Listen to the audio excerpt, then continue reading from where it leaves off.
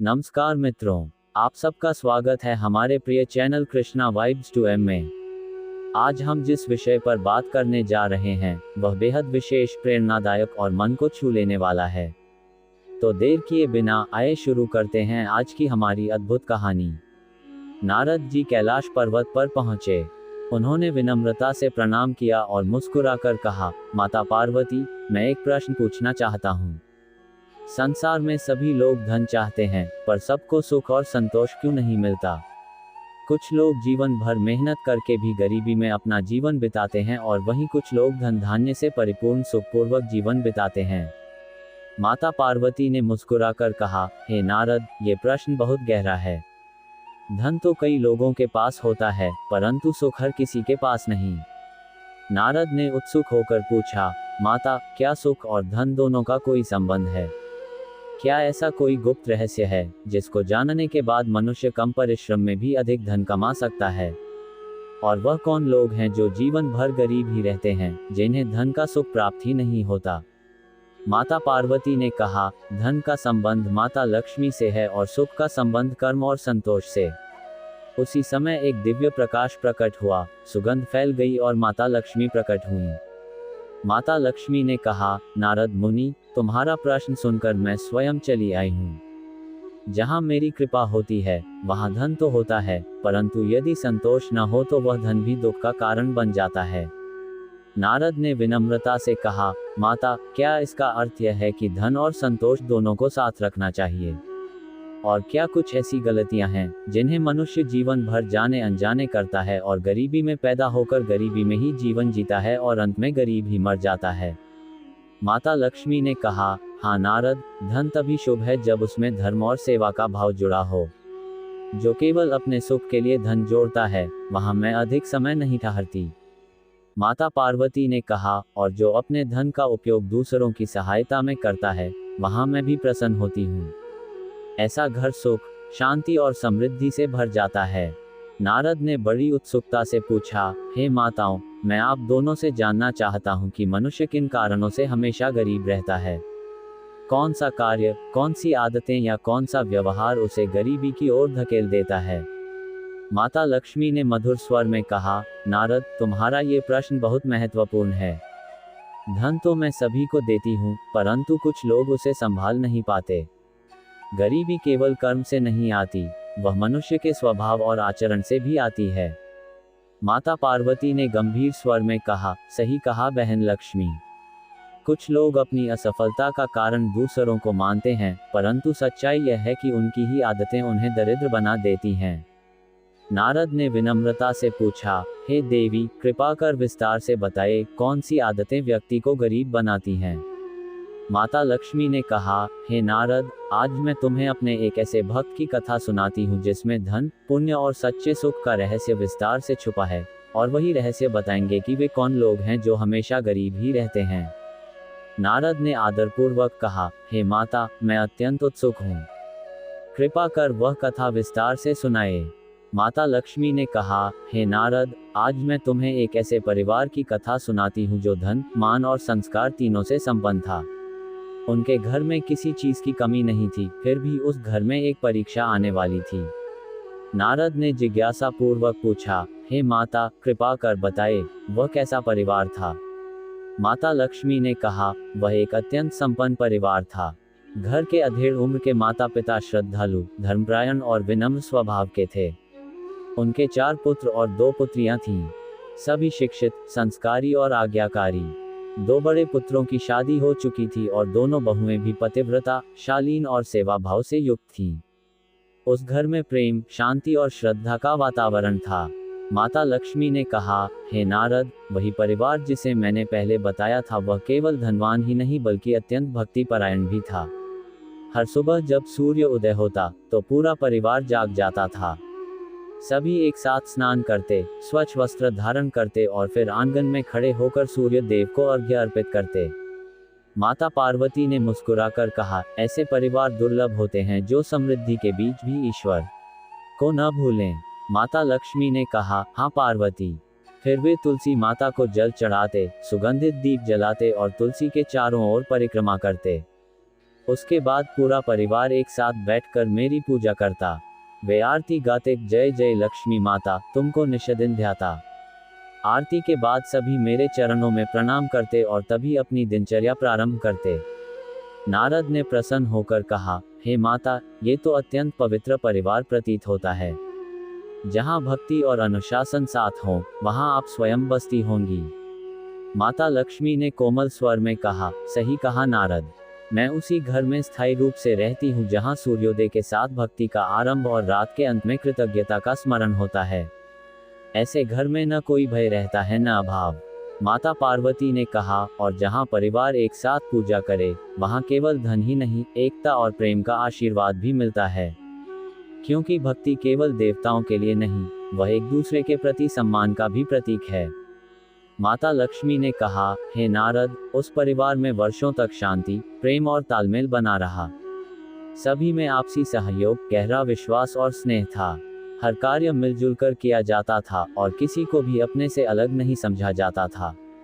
सारा परिवार जैसे एक आत्मा और अनेक शरीर था। नारद ने प्रसन्न होकर कहा, माता, ये तो आदर्श परिवार लगता है। जहाँ प्रेम और एकता हो, वहाँ आप स्वयं निवास करती हैं। माता लक्ष्मी ने मुस्कुराकर कहा, सही कहा नारद, परंतु समय के साथ परिवर्तन स्वाभाविक है। कुछ वर्षों बाद उस परिवार के 2 छोटे पुत्रों की भी शादी हो गई। घर में 2 नई बहुएं आईं, जो शिक्षित, सभ्य थीं, पर सोच थोड़ी आधुनिक थी। वे समय के साथ चलने वाली, आत्मनिर्भर और नए विचारों की थीं। माता पार्वती ने जिज्ञासा पूर्वक पूछा, तो क्या उनके आने से घर का माहौल बदल गया, लक्ष्मी? माता लक्ष्मी ने कहा, हाँ पार्वती, परिवर्तन धीरे धीरे आने लगा। नई बहुएं अपने संस्कारों से विमुख नहीं थीं, परंतु उन्हें पुराने रीति रिवाज कुछ रूढ़ जैसे लगने लगे। वे पूजा पाठ में कम समय देने लगी और घर की बड़ी बहुओं के नियमों से असहमत रहने लगी। नारद ने पूछा, माता, क्या घर में कलह उत्पन्न हो गया? माता लक्ष्मी ने गंभीर स्वर में कहा, कलह नहीं, पर मनमुटाव अवश्य। बड़ी बहुएं कहती, हमारे घर में यही परंपरा है, और नई बहुएं कहती, अब जमाना बदल गया है। धीरे धीरे घर में वह पुरानी एकता कमजोर होने लगी। जहां पहले आरती एक स्वर में होती थी, अब कोई पूजा में व्यस्त रहता और कोई मोबाइल में। माता पार्वती ने कहा, यही तो समय की सबसे बड़ी परीक्षा है, बहन लक्ष्मी। जब पीढ़ियों के बीच विचारों का अंतर आता है तो घर का संस्कार ही दोनों को जोड़ने का सेतु बनता है। माता लक्ष्मी ने कहा, सही कहा पार्वती। नई बहुएं बुरी नहीं थीं, वे बस अपनी तरह से सही थीं। पर समस्या तब आई जब मैं सही और तुम गलत का भाव आने लगा। जहां हम का भाव समाप्त होता है, वहीं से घर की शांति डगमगाने लगती है। माता लक्ष्मी ने कहा, हे नारद, जब उस संपन्न परिवार में 2 नई बहुएं आईं, तो उनके साथ कुछ नई आदतें और आधुनिक व्यवहार भी घर में आए। शुरुआत में मैंने सोचा कि समय का परिवर्तन है, पर धीरे धीरे मैंने देखा उनमें कुछ कर्म ऐसे हैं जो मुझे कदापि पसंद नहीं, और वही आदतें मनुष्य को धीरे धीरे गरीबी की ओर ले जाती हैं। नारद ने आश्चर्य से पूछा, हे माता, क्या वे बहुएं ही आपका अनादर करती थीं? माता लक्ष्मी ने कहा, नहीं नारद, वे असम्मान नहीं करती थीं, परंतु अनजाने में ऐसे कर्म करने लगी जो मेरे सिद्धांतों के विपरीत थे। जैसे वे सुबह देर तक सोती, घर के मंदिर की साफ सफाई न करती और कई बार तुलसी को जल अर्पित करना भूल जाती। माता पार्वती ने कहा, ये तो आज के समय में बहुत सामान्य हो गया है, लक्ष्मी। लोग सोचते हैं कि पूजा पाठ तो बुजुर्गों का काम है। माता लक्ष्मी ने गंभीर स्वर में कहा, यही भूल है पार्वती। भक्ति केवल उम्र का नहीं, बल्कि मन के संस्कारों का कार्य है। जो घर सुबह के पहले प्रकाश में आरती नहीं करता, वहां धीरे धीरे मेरा प्रकाश मंद होने लगता है। क्योंकि जहां स्नान से पहले मोबाइल और ईश्वर से पहले दिखावा आ जाए, वहां लक्ष्मी का स्थायी वास नहीं रहता। नारद ने पूछा, हे देवी, क्या केवल पूजा पाठ में लापरवाही ही गरीबी का कारण है? माता लक्ष्मी ने कहा, नहीं नारद, केवल यही नहीं। कुछ आदतें ऐसी हैं जो धीरे धीरे समृद्ध घरों को भी दरिद्र बना देती हैं। जो व्यक्ति भोजन की बर्बादी करता है, जो जल बिना आवश्यकता के बहाता है, जो कपड़ों, वस्त्रों या धन का दिखावा करता है, जो कभी दान नहीं करता, और जो माता पिता या बड़ों के चरण नहीं छूता, उसके घर से मेरा आशीर्वाद धीरे धीरे कम हो जाता है। माता पार्वती ने सहमति में कहा, सही कहा बहन लक्ष्मी। धन का दुरुपयोग और अपव्यय ही गरीबी की पहली सीढ़ी है, और जब सम्मान घटता है तो समृद्धि स्वयं चली जाती है। माता लक्ष्मी ने आगे कहा, नई बहुएं फैशन पर अधिक ध्यान देने लगी, भोजन से अधिक दिखावे पर समय देने लगी। वे कहती, आज की दुनिया में आधुनिकता जरूरी है, पर भूल गई कि आधुनिकता तब तक सुंदर है जब तक वह संस्कार के साथ जुड़ी हो। संस्कार के बिना आधुनिकता अहंकार बन जाती है। नारद ने गंभीर स्वर में कहा, हे देवी, तो क्या आप उस परिवार से चली गईं? माता लक्ष्मी ने कहा, नहीं नारद, मैं तुरंत नहीं जाती। पहले मैं संकेत देती हूँ। घर में अनावश्यक खर्च बढ़ जाता है, बीमारियां आने लगती हैं, शांति चली जाती है और फिर धीरे धीरे समृद्धि भी कम होने लगती है। यह मेरा मौन संकेत होता है कि अपनी आदतें सुधारो। माता पार्वती ने कहा, लोग समझ नहीं पाते कि देवी लक्ष्मी क्रोधित होकर नहीं, बल्कि सिखाने के लिए दूर जाती हैं। आपकी अनुपस्थिति स्वयं एक शिक्षा है। माता लक्ष्मी ने मुस्कुराकर कहा, हाँ पार्वती, मैं किसी से द्वेष नहीं रखती। मैं बस वहीं स्थायी रूप से रहती हूँ जहाँ श्रद्धा, सफाई और सेवा, ये 3 दीपक प्रतिदिन जलते हैं। माता लक्ष्मी ने कहा, हे नारद, धीरे धीरे नई बहुओं के आचरण में परिवर्तन आने लगा। वे आधुनिकता के नाम पर संयम, मर्यादा और शुद्धता से दूर होने लगी। धार्मिक आचरण केवल दिखावे के लिए रह गया था। वे पूजा पाठ तो करती थीं, परंतु मन ईश्वर में नहीं, बाहरी दिखावे में रहता था। कई बार वे बिना शुद्ध स्नान किए ही पूजा गृह में चली जाती और दिन में भी काम काज कर लेती और बिना स्नान किए पूजा पाठ कर देती।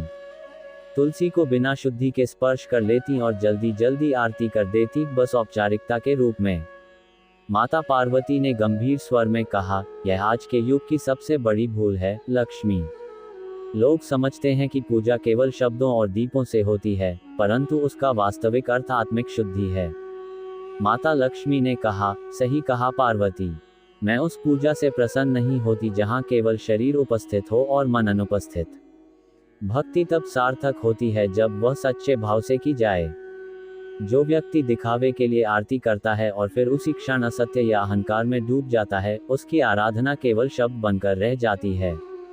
नारद ने पूछा, हे माता, तो क्या भक्ति केवल विधि से नहीं, बल्कि भाव से होती है?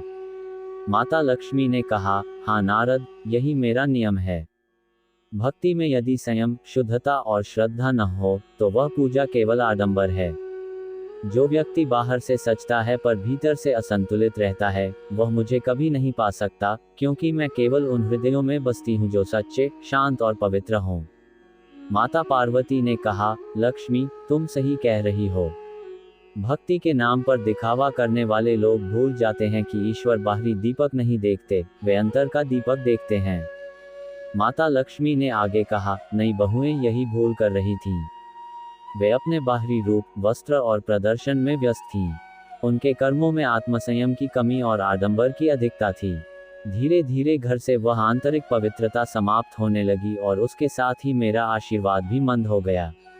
माता लक्ष्मी ने कहा, हे नारद, जब वह परिवार पूर्ण एकता, प्रेम और भक्ति में बंधा था, तब वहां मेरा वास स्थायी था। पर धीरे धीरे नई बहुओं के मन में हम की जगह मैं आने लगी। अब घर में सहयोग की जगह तुलना होने लगी और सेवा की जगह स्वयं की प्रशंसा आने लगी। नारद ने आश्चर्य से पूछा, हे माता, क्या केवल मैं की भावना ही आपके जाने का कारण बन सकती है? माता लक्ष्मी ने कहा, हाँ नारद, मैं ही अहंकार का बीज है और अहंकार ही दरिद्रता की जड़। जब मनुष्य हम से मैं की ओर मुड़ता है, तो वह मुझसे दूर होने लगता है। क्योंकि मैं सामूहिकता, सहयोग और सद्भाव की देवी हूँ। जहाँ मिलकर कार्य होता है, मैं वहीं रहती हूँ। जहाँ स्वार्थ और अभिमान बढ़े, वहाँ मेरा ठहरना असंभव है। माता पार्वती ने गंभीर स्वर में कहा, अहंकार वही अदृश्य ज्वाला है जो घर की शांति को भीतर से जलाती है। कभी कभी व्यक्ति यह भी नहीं समझ पाता कि वह गलती कर रहा है, पर उसकी वाणी और व्यवहार से सब कुछ बदल जाता है। माता लक्ष्मी ने कहा, सही कहा पार्वती। नई बहुएं अनजाने में ही अनेक भूल करने लगीं। अब उनके मन में एक दूसरे के प्रति प्रतिस्पर्धा आ गई थी। वे कहती, मैंने ये किया, मेरे बिना घर नहीं चलता। धीरे धीरे घर की शांति और विनम्रता नष्ट होने लगी।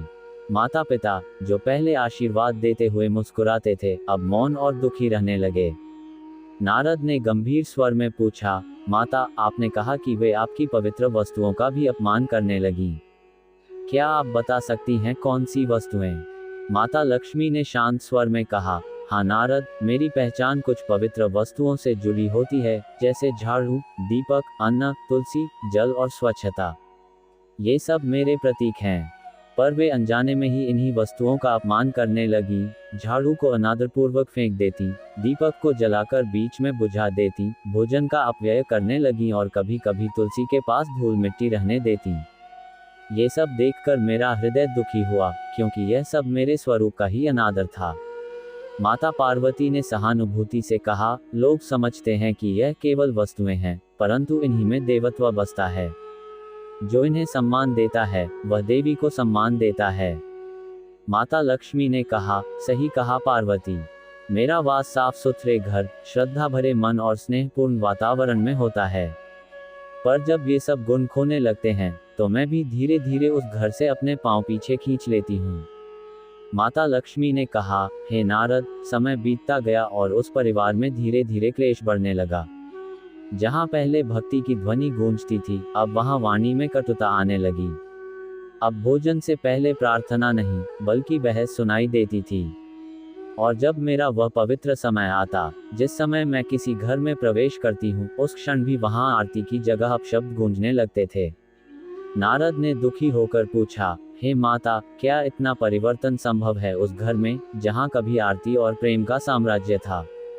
माता लक्ष्मी ने गहरी सांस लेकर कहा, हाँ नारद, यही संसार की विडंबना है। जब मन में शांति नहीं रहती, तो मैं वहां चाहे द्वार तक भी आ जाऊं, पर प्रवेश नहीं कर पाती। क्योंकि मेरे आगमन का मार्ग भक्ति, विनम्रता और आपसी स्नेह से ही खुलता है। और जब घर में वाणी विषैली हो जाए तो वह मार्ग स्वयं बंद हो जाता है। माता पार्वती ने गंभीर स्वर में कहा, लक्ष्मी, आज के युग में यही सबसे बड़ी समस्या है। लोग कहते हैं कि हम पूजा करते हैं, परंतु उसी समय उनके मन में एक दूसरे के लिए कटु भाव होता है। ऐसी पूजा केवल आवाज है, भक्ति नहीं। माता लक्ष्मी ने कहा, सही कहा पार्वती। अब उस परिवार के घर में दीपक तो जलता था, पर उसकी लौ कांपती थी, क्योंकि उसके आसपास का वातावरण अपवित्र हो चुका था। मैं रोज उस घर के आंगन तक पहुंचती, पर जैसे ही भीतर से झगड़े की आवाज आती, मेरा पांव वहीं रुक जाता। मुझे लगता जैसे दरवाजे के सामने कोई अदृश्य दीवार खड़ी हो गई हो। नारद ने नम्रता से पूछा, हे माता, क्या वह दीवार मनुष्य स्वयं खड़ी करता है? माता लक्ष्मी ने कहा, हाँ नारद, वह दीवार ईंट पत्थर की नहीं, बल्कि वाणी, अहंकार और असम्मान की होती है। हर अपशब्द, हर कटु बात, हर आरोप एक एक पत्थर बनकर उस दीवार को ऊंचा करता जाता है। और जब वह दीवार पूर्ण हो जाती है, तब मैं केवल बाहर खड़ी रह जाती हूँ। माता पार्वती ने दुख भरे स्वर में कहा, सच है, जहाँ घर के सदस्य एक दूसरे के लिए शुभ वचन न बोलें, वहाँ देवता भी रुकते नहीं। क्योंकि देवत्व केवल भक्ति से नहीं, मधुरता और करुणा से भी उत्पन्न होता है। माता लक्ष्मी ने कहा, वहाँ पहले आरती के समय भक्ति गीत गूंजते थे, पर अब उसी समय तकरार होती। जहाँ तुलसी को जल चढ़ाया जाता था, अब वहाँ मौन और उपेक्षा थी। ये देखकर मेरा हृदय व्यथित हुआ, क्योंकि मैं जिस क्षण प्रवेश करना चाहती थी, उसी क्षण घर का वातावरण मेरे विरुद्ध हो जाता था। ये स्थिति किसी श्राप जैसी नहीं, बल्कि स्वयं उनके आचरण की परिणति थी। तो मित्रों, ये थी आज की हमारी प्रेरणादायक और ज्ञान से भरी कहानी। उम्मीद है कि इस कथा से आपको जीवन में आगे बढ़ने की शक्ति, सही दिशा और सकारात्मक सोच अवश्य मिली होगी। अगर आपको ये कहानी पसंद आई हो, तो वीडियो को लाइक करें, कमेंट में अपने विचार जरूर लिखें, और ऐसे ही दिव्य ज्ञान और प्रेरणा से भरे वीडियो देखने के लिए हमारे चैनल कृष्णा वाइब्स 2M को सब्सक्राइब करें। बेल सब्सक्राइब के साथ बेल आइकन भी दबाएं, ताकि हमारी हर नई कथा और प्रेरणादायक वीडियो की जानकारी आपको तुरंत मिल जाए। Folded hands. धन्यवाद मित्रों, फिर मिलेंगे एक नई और अद्भुत कहानी के साथ।